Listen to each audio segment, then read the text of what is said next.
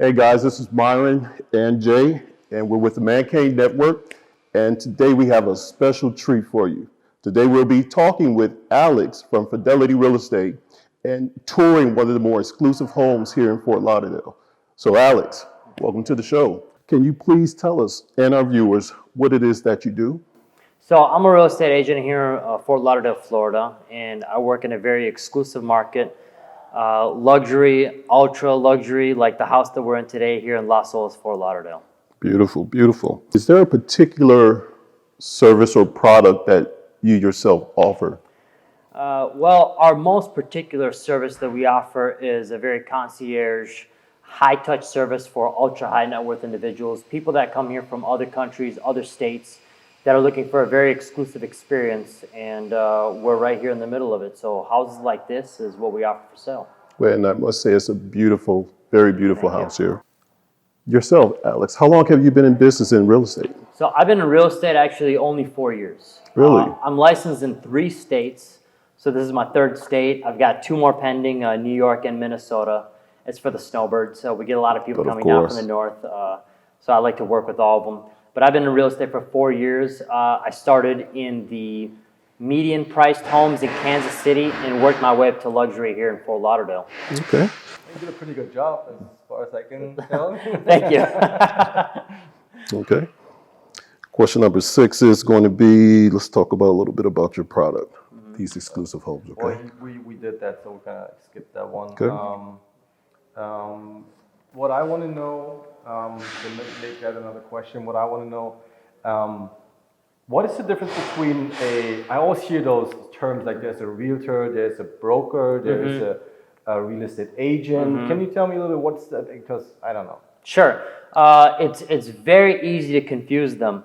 But the very first step, when you get your license, you become a licensed real estate agent. You're a sales associate. After being in the business for at least 2 years in the state of Florida, you can apply to become a broker where you manage other real estate agents. So it's really just 2 levels, real estate agent, licensed realtor, and then a broker. And a broker just manages other real estate agents. But you could sell real estate as both a broker and a licensed real estate agent.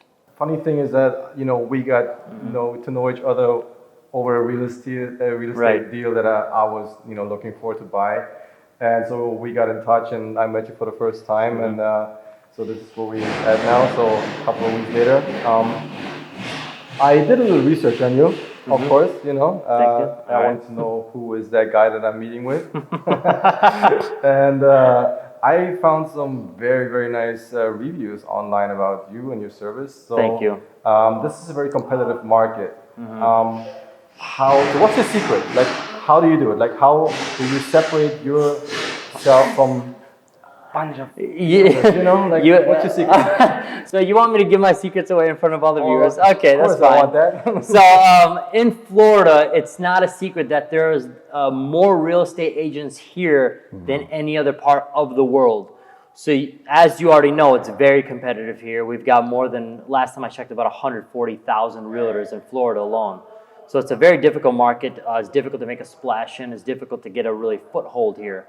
But because there are so many people entering the market as real estate agents, the barriers to entry are low. Naturally, you get a lot of real estate agents that have been in the business just 1 year, and a lot of them are only in the business 1 year. The following year, they put their license inactive. The real secret is lasting power, being able to stay in the business for a while. It's tough before you get your first paycheck. But being responsive to your customers is number 1. And number 2, of course, knowing that it's going to be a while before you get your first paycheck. But my feeling and my personal experience is once you get that first one, you're just absolutely hooked, and this is the business that you want to be a part of if this is what it's for you. And so really the secret is enter it as your passion and know that it's going to be at least a year before you're going to be in it for a while. Definitely. So, yeah, that's what we're getting from him, right? Like Yes. passionate, like Yes. And Yes. from my personal experience, I can confirm that he's very responsive, and I'm not an easy client. I can tell you that. People who know me, And so he was always very polite, very professional. So he answered like in time, and that's something that I value as a customer.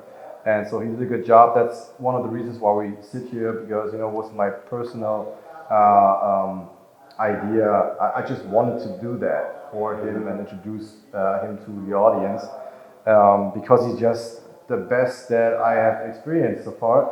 And I have dealt with a couple of realtors in the area.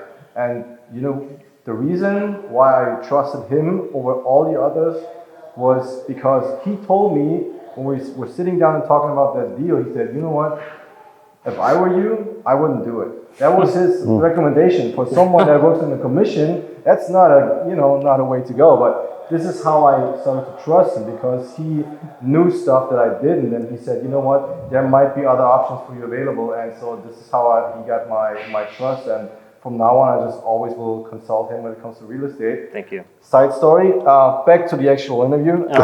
Sorry, Myron, you're up. So aside from dealing with Jay, what are some of the more challenging tasks or deals that you've had to encounter? If you could imagine how difficult it is to work with a median priced buyer, imagine 10 times more difficult the discerning taste for an ultra high net worth individual. One example is this very house. Before it was completed, we did have a prominent doctor who owns a number of clinics from New York give us a call, and he wanted to see the inside of the house. He's in New York. He'd come down here anytime.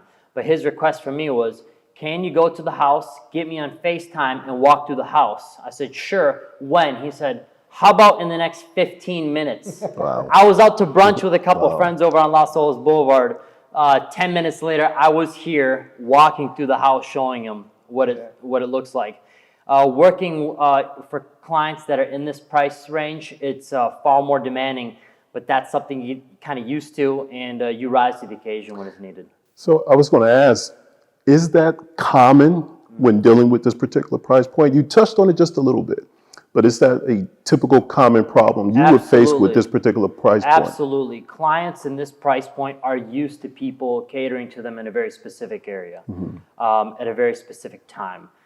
These are people that have worked very hard and they have high expectations of other people. Of course. Doesn't matter where they are, where they're from in the entire world, their expectations kind of rise to the surface. It's as a result of the results that they've gotten from the hard work. So when you work with these people, you've kind of come to expect that they will be very demanding of you. Of course. So it would be based on what I've heard thus far. What are some of the recommendations you would provide for customers who will be using a service like yours or looking for a home like this? Because we have a lot of people that are from out of state, out of country, the number one thing I always tell people, the one thing I recommend is first do your research on the neighborhood, understand what the price per square foot is, understand what you're getting into. Look for the realtor that has done a lot of work in this area. For instance, Fidelity Real Estate, we specialize in this area. My boss started this business 30 years ago. We've sold 9 miles of waterfront, foot by foot. Wow. We've had more than 500 deals here. So any client coming to this area for the first time, I always recommend create the relationships that are going to transcend a little bit deeper than the business, because this is the person that you're going to be relying on to help you make a $20 million, $10 million, even a $2 million purchase. These are not small numbers. So create the relationships first, because that person is going to be your boots on the ground. That's going to be your local guide. He or she's going to get things done for you that you could rely on from a place like New York when you're in Europe or anywhere else in the country, really. I have a question. Are there any things in particular that you should look for when picking a realtor? Because again, like based on my own experience, it's not easy to find a realtor. If you find a listing and that you like, you just type in your contact details and you'll be contacted by whomever it's all. Right. And sometimes people I worked with, I was not particularly happy with the work that they did. They were non-responsive. And so what criteria should a buyer look for to find the right realtor? What questions should he ask the realtor, or what should he look for other than just the reviews? Because I think there's more. A couple of positive reviews doesn't give you a good picture of who that person actually is. Certainly. And as a buyer, you want someone that you can trust, because especially in price points like this, or even in a lower price point, you have to make sure that the money you spend is safe, and the things that you do is in your best interest. That's right. And so any recommendations what to look for? It's actually very easy. There's a lot of recommendations online, and You could read recommendations till you're blue in the face. Honestly, we've all done it. Yeah. But the realtor if you find a realtor that already works in the area, you could interview a couple of them. The one that your personality is the closest to theirs, the one that you feel most in tune with, that's going to take you a long way. For instance, when Jan and I were working, this guy works some crazy hours. This guy does a great job for the business. It's absolutely insane. He's my hero. But we would talk 10 o'clock at night. We would talk 11 o'clock at night. Not every realtor will do that. There's many realtors that turn their phone off at 5 or 6 o'clock and they're done. They don't work. My personality is I love the business enough. I respect my client's time. Jan is working long hours, so when he's available, it's very late for a lot of people. Him and I clicked on that level very well. I'm willing to work that late because he's willing to work that late. I try to match my ability to work as hard as he works. So when you are looking for a realtor, when you're initially interviewing, it's very important to find one that has the same personality as you, same characteristics. So that way they kind of understand what your expectations are and they can meet you there. Okay. Follow-up question to that. Let's say you already met a realtor and you feel like, that's not really, I don't have a right connection with that person. How do you make the switch? Like, it's hard to tell some, hey, you know what, I don't want to work with you. Right. So can I talk to your colleague or something? Like, how do you do that? In my experience, if you tell that other realtor that you're out looking for another realtor, they will rise to the occasion. A lot of times they get the picture. If they don't want to, you could easily go out and work with any realtor. It's a free country. You could work with anyone that you want to. Typically the paperwork that you sign with a realtor to have an exclusive relationship with that realtor, it's a matter of communicating and having a mutual agreement saying, hey, we're going to finish our relationship. I'm going to go find someone else to work with, and you're going to go do something else. So it's very easy to break a relationship with a realtor. It's very difficult to find a good relationship with a realtor. So just take your time and find the right person. I think that's one of the most important things when you look for a property, that you have someone you can trust and you know that he is looking out for your best interest. Because again, based on my personal experience, if you have someone that says yes the whole time, that bothers me. Yes. Like every question, can you do this? Yeah, no problem. And is that possible? Yeah, no problem. And can this be fixed right away? Like, yes. And I knew that that guy is, I can't. He's a yes Sorry man. for my Yes. French, but but Yeah. that guy was full of, and I was like, I don't want to work with him. So, that's very important to have the right person. So I see this house. Yes. You're my realtor. Okay, I like it. I'm sold already. But I'm sure the viewers are going to want to know, what would a house like this cost? Typical range. Well, 3 years ago, I'll tell you the whole story of the house. 3 years ago, there was about a $4 million house standing where we're sitting today. So we work with a developer here. It's the Rainmaker Group. They build a lot of homes in Las Olas. Rainmaker with Tom Zazzarino. And Rainmaker Group purchased this $4 million house, knocked it down, leveled it, remediated the earth, cleaned it up, and for the next 2.5 years was building the masterpiece that we're in right now. So the house first cost $4 million. They probably spent about $200,000 getting the earth ready. And then when we built it, it probably cost about $11 million to build over 2.5 years. Take into account capital costs, the cost of your money, materials, so on and so forth, architectural changes. All in, we're about 12 to 13 million. So the profit margin on something like this, they're hoping for about 3 to 4 million for a 2.5, 3 year long project. And as we see, the place is furnished right now. Right. So the furnishing you see today, of course, you guys are here exclusively. The world has not seen this house furnished yet. We've got a gentleman named Michael Gray. Michael Gray Staging provided all the furnishings, which we'll walk through later. And Michael Gray does a lot of really good work for a lot of the local celebrities, politicians, other homes here in the area. And today is kind of the product of his work. It's outstanding, I'll tell you that. When you look at some of the furnishings and the product of the house, the finished house, what were some of the products or top products that you use in this construction? Very frequently, the things that you see here are brands that everybody knows of. Natuzzi is a brand that comes to mind. We have a lot of local painters, local artisans that provide some of the detailed work. A lot of the stuff is hand chosen by Michael Gray himself, so it's very difficult to say, but in terms of what the brand is, but Natuzzi is a product that we frequently use. Domus from Italy is another one that we use. It's a couple of local brands. We use Valcucine for kitchens, Miele appliances. We use Sub-Zero and Wolf. It's some of the finest appliances that people have heard. Clients like this come to expect only the finest things, and soon, hopefully, we'll have Sofadreams furnishing some of these. All right. Very nice, very nice. Good job on that. Well, for our viewers, Yes. any special offers or promotions, especially for those that are looking to buy a house or even sell their current residence? It's not always out there, but there's always specials happening. If you're a buyer at this price point, there's very good deals to be had, especially in this market, in this environment. It's not a secret that a lot of these folks have the money to be able to hold on to a house like this. They don't have to sell at any price point.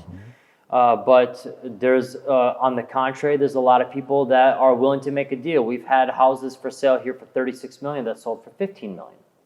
And we've had houses that were for sale for $20 million that sold for $25 million. It all comes down to how bad the individual wants it, but certainly everybody's negotiable. And at certain times, you may come into a house like this and say, I like the price with the furniture in it, even though it's not for sale. It's not too difficult for us to include something like furniture in here. It could be a small price in the bump, but and sometimes it's just included just because it is. Yeah.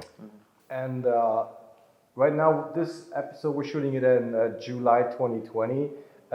This particular time right now, would you say it is a good time to buy a home, or is it a good time to sell a home? Like, where are we standing right now with all the Corona stuff going on? July 2020, we've just had coronavirus. We've had very interesting environment come out of that. The second thing that we have that many people don't know about is we have some of the tightest inventory we've had in many decades in the United States as a whole, not just Florida. When inventory tightens up and demand stays the same, a lot of times the housing market, the prices rise. They rise incrementally, rise a little bit slow. This year, because of coronavirus, we've had a lot of demand disappear, so now it's kind of come into an equilibrium. Prices are remaining the same in the luxury market. Median priced homes are flying off the shelf because people still need a place to live, so they're still continuing to buy homes like they were before. But in the luxury market always has large air pockets. It's more negotiable. The luxury market doesn't care what's happening with the rest of the world. It could be a recession, it could be a great economy, it could be coronavirus. Luxury market has some resilience. This year we're certainly seeing that, even though a lot of people share the mentality that the market should drop. They think it's going to drop. But in reality, in these last 3 months, we've actually ticked up slightly. Less than 1%, 0.6% really, but still, it just kind of speaks to the resiliency of the market. Florida is the world's playground. If you own property here, you'll have buyers from China, you'll have buyers from Europe, many buyers from South America competing with the local buyers. So if your local buyers are having difficulty because of the local environment, there'll be people from all over the world that are doing well somewhere else that are willing to step in and fill that gap. Like I said, Florida is the world's playground, and it's kind of a unique situation that we're in here. Yeah, we just had an encounter with your associate that represents a lot of buyers from, what was it, Nigeria? Nigeria, right. So, yeah, so that, that being said, there is a lot of, foreign investors and foreign buyers looking to buy property here in Florida. And again, like from my personal experience with Alex, I think he is the one to call. So if you guys are in the market and looking for a nice home, it doesn't matter if it's a 20,000 or 20,000 might probably not. Yeah. 20,000 a month rental. Yeah. A $200,000 home or $2 million or $20 million, $200 million, whatever you guys are looking for, I think Alex is the guy to call. We will provide the contact information in the feed.